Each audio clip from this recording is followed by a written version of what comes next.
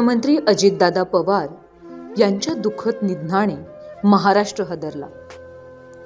राज्याच्या राजकारणातील कणखर नेतृत्व, विकासाचा ध्यास आणि जनतेशी असलेली नाळ जपणारे उपमुख्यमंत्री अजितदादा पवार यांच्या निधनाची बातमी समजताच संपूर्ण महाराष्ट्रावर दुःखाचे सावट पसरले आहे.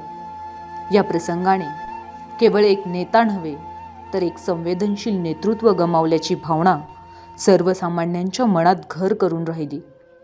अनेक आमदार, पदाधिकारी आणि कार्यकर्त्यांना अश्रू अनावर झाले. शब्द अपुरे पडावेत अशी ही वेळ असल्याची प्रतिक्रिया अनेकांनी दिली. आज प्रत्येकाच्या चेहऱ्यावर एक दिलदार नेता गमावल्याच्या वेदना स्पष्ट दिसत आहेत.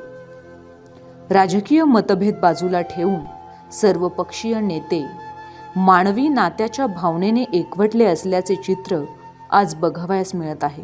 विशेषतः अकोले तालुक्यात या दुःखद प्रसंगाची तीव्र झळ जाणवत आहे. पाणी, रस्ते, शिक्षण, रोजगार आणि ग्रामीण विकासाच्या माध्यमातून तालुक्याला उभारी देणारे अजितदादा अकोलेकरांच्या विकासाचा खरा शिल्पकार असल्याची भावना नागरिक व्यक्त करत आहेत. आज आम्हाला आमच्या कुटुंबातील व्यक्ती दुःखी झाल्याचे वाटत आहे, अशी प्रतिक्रिया अनेक ग्रामस्थांनी दिली.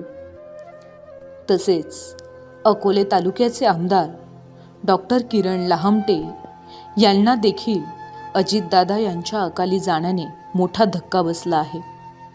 त्यांच्या सोशल मीडियावरून दादा आम्हाला सोडून गेले, आम्ही पोरके झालो अशा आशयाच्या पोस्ट दिसून येत आहेत.